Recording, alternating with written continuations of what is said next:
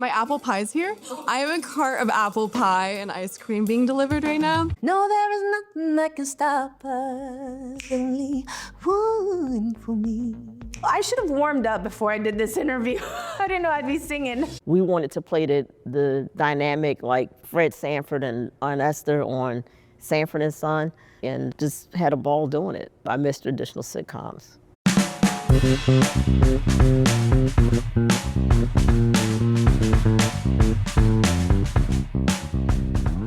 Welcome to Daily Variety, your daily dose of news and analysis for entertainment industry insiders. It's Wednesday, October 29th, 2025. I'm your host, Cynthia Littleton. I am co-editor-in-chief of Variety alongside Ramin Satuda. I'm in LA, he's in New York, and Variety has reporters around the world covering the business of entertainment. It's Power of Women Day! This is Variety's Super Bowl, World Series, and NBA Finals all rolled into one. We're so excited to celebrate 5 great stars tonight at our annual event in Beverly Hills.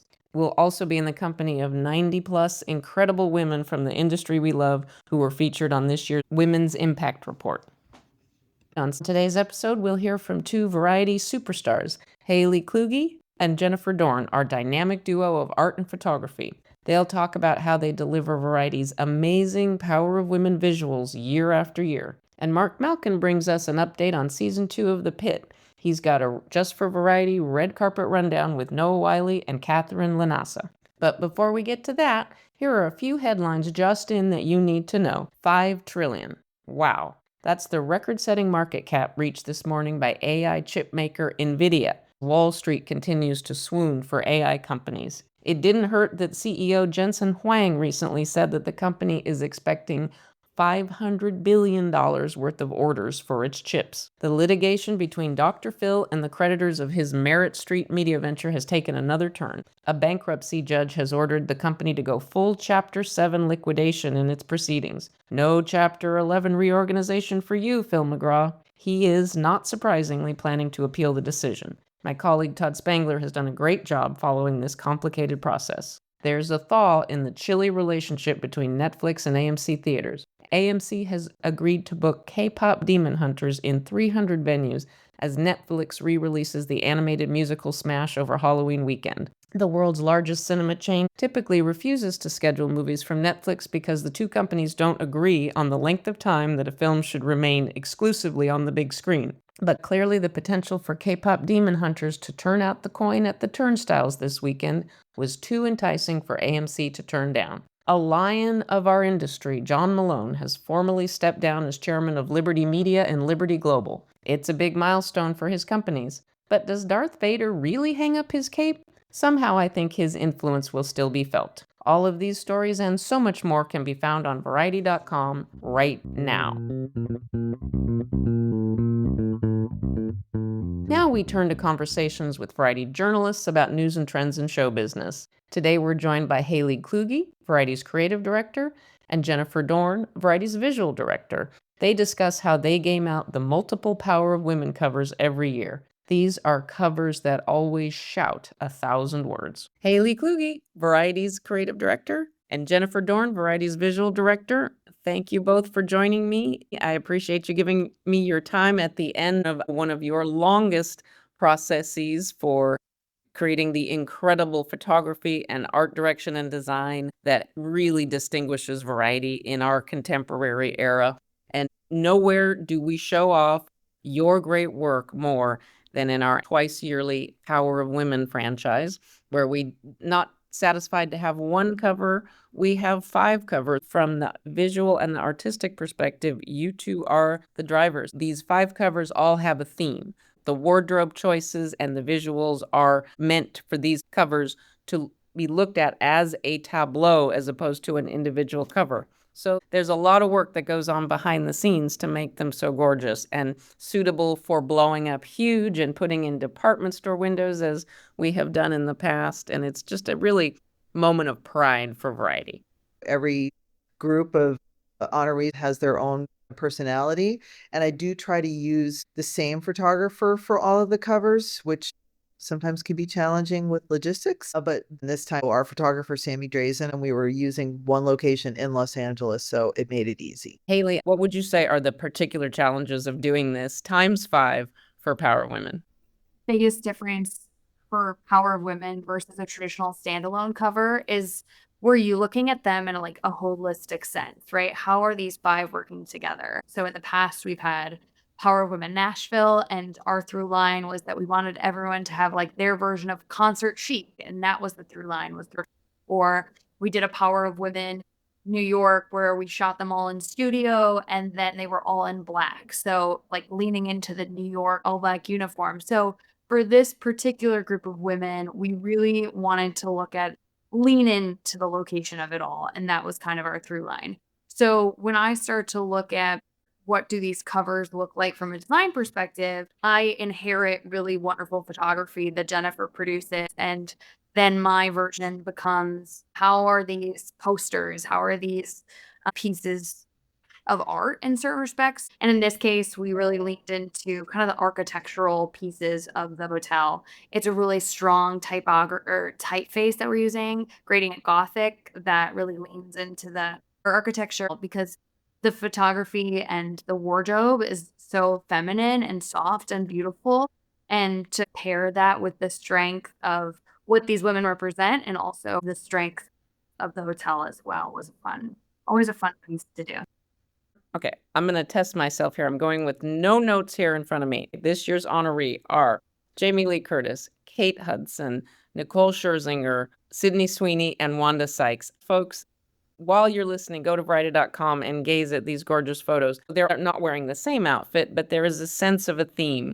How do you communicate that to the people that are being photographed? I will try to come up with a few sentences, and I send the same group of sentences to every single person. And then I will elaborate on that because everybody reads the same thing differently. Right, very subjective. Typically, we do not get all of the honorees at once. It's an evolution in terms of booking this. In this case, we photographed Sydney and Nicole first. So I knew what they were wearing. And as a result of that, I knew what colors they had on. So when photographed the other three honorees, I specifically referenced, please do not wear yellow. So it can evolve over time. Haley, in conceiving the cover, we have 5 different covers, and every Variety cover has that big, beautiful masthead. I love that flying V. I always will. But within that, there's a lot of play and the particular poses that you obviously take numerous setups and you have some choices.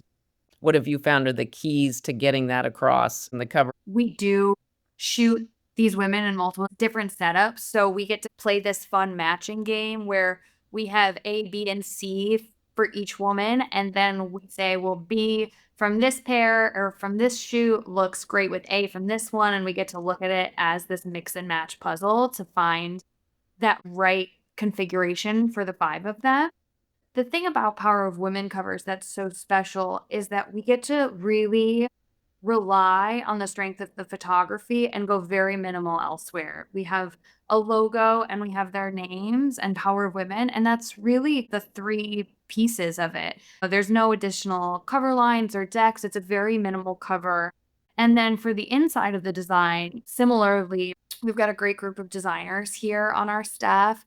In the same way that Jennifer hires a female photographer, I also have my female designers work on this package as well. And so we get to look at it, the covers as posters, and then the inside also a continuation of that story based on the type, the colors, all of those sorts of fun elements, and bring this package together for all of them. I don't know how you top yourselves every year. For someone who's photographed all the time, there's a lot of trust. They come, they show up, they have their photo taken, and then they leave, and then they probably cross their fingers that we're going to do right by them. I take that seriously, and I know Haley does too. So it's nice to see it all come together. I can't wait for the 2 of you to see your handiwork writ large.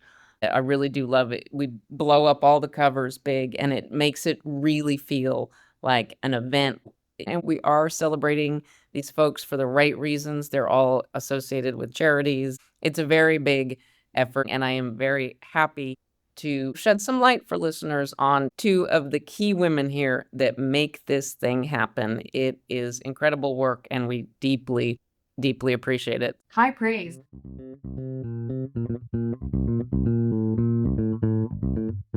Now let's hear directly from a few of Variety's Power of Women honorees. Here's some fun clips from Sydney Sweeney, Nicole Scherzinger, and Wanda Sykes. You heard short quips from those three at the start of this episode. We'll start with Sweeney discussing how she's using her star power for good when it comes to producing. When I'm involved as a producer on projects, I think that for me at least, the environment I feel more immersed in it. I know everybody. I have a deeper connection and relationship to people. And I just want to make sure everybody's having a really good time.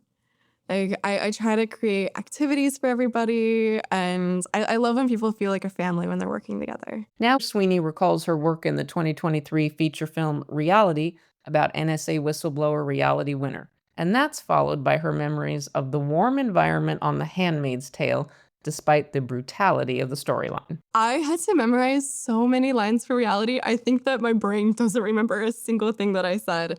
That movie was so intense because it was the actual transcript from the interrogation. And so we had everything precisely the same. We did the whole movie in 16 days. And we were filming 10, 15 pages of just pure dialogue every single day. On set of Handmaid's Tale, it was they were playing Taylor Swift all the time. We were singing, dancing. It was such a good vibe.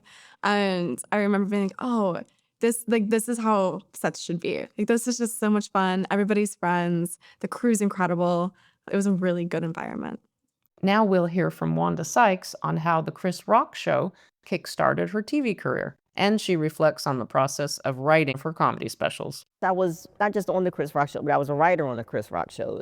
I started there. Then all the writers, we just ended up casting ourselves in bits, or a writer would go, hey, I want you to do this bit. We just used each other because we would write bits and cast them, but then it was we had a crew, and the producer was like, hey, we have 5 hours left with the crew. You guys got anything? We was like, yeah, let's do this. And we would just do it ourselves. And that's how it kind of started, us getting in front of the camera. When people write, they just name the character Wanda, and they want me, yeah. I know, okay, they want me. They're looking for me. I can do this. This is easy.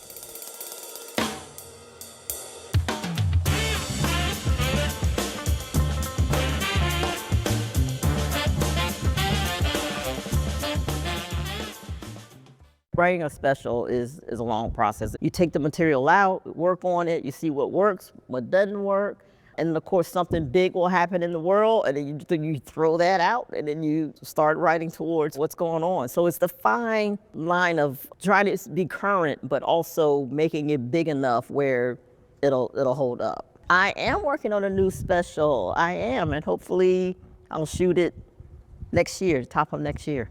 I test my jokes out on stage in front of the audience. You'll lose friends if you become that comic where you just, running your material by them all the time, or trying to sneak a joke in. They're like, comics, we call each other out on it. Did you just try a joke out on me? But I do have a couple of comic friends where I can say, hey, let me ask you about this. And here comes Nicole Scherzinger with memories of how she learned to roar when she was a member of the Pussycat Dolls girl group. After that, she dishes about how she came to own the song right there. How did I become the lead singer of the Pussycat Dolls? Robin Anton used to say, there's a Pussycat doll in everyone. There was an actual audition. They saw a gazillion girls. I came in at the 11th hour. I was the very last person for them to see. And it was just because I heard it through the grapevine, and I showed up at the record plant, and they didn't even want to see me. They had no time for me because they were in their callback stages. I walked into this ginormous recording studio, and they were like, you could stop right there.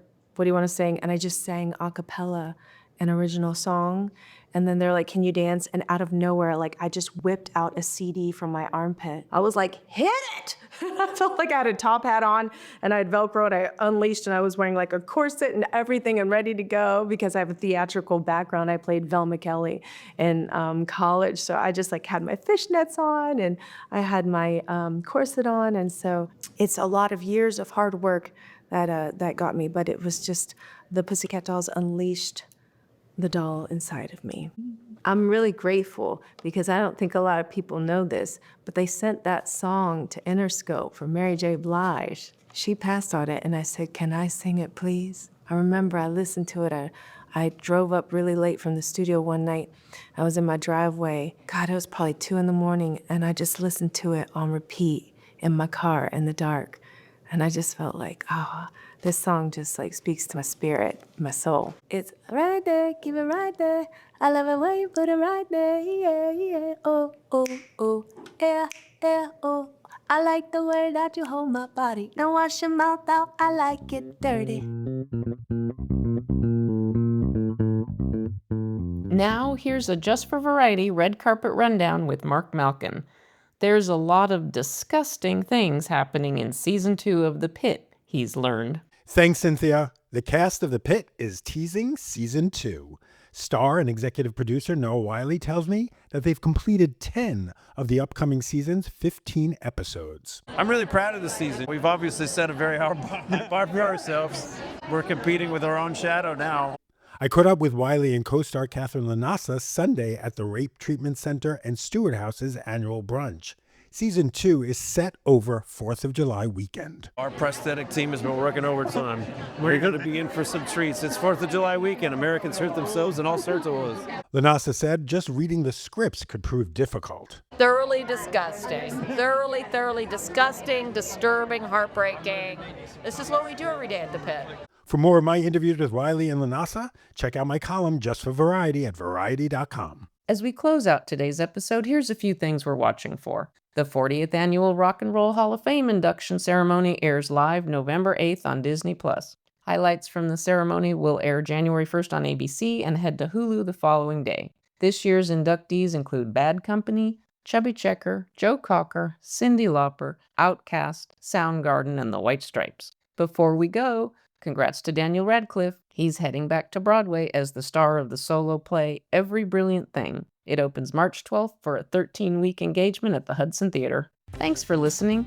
This episode was written and reported by me, Cynthia Littleton, with contributions from Haley Kluge, Jennifer Dorn, and Marc Malkin. Stick, snakes, hick, picks. Please leave us a review at the podcast platform of your choice, and please tune in tomorrow for another episode of Daily Variety. And Godspeed to the Dodgers for Game 5 tonight. Winning the Tony this year has been more than a dream come true, an answered prayer. I want to write my own musical and show, and I want to do more world tours, a movie musical as well. There's so many things that I want to do. Get my music out there and continue to try to leave my imprint and make a difference in this world.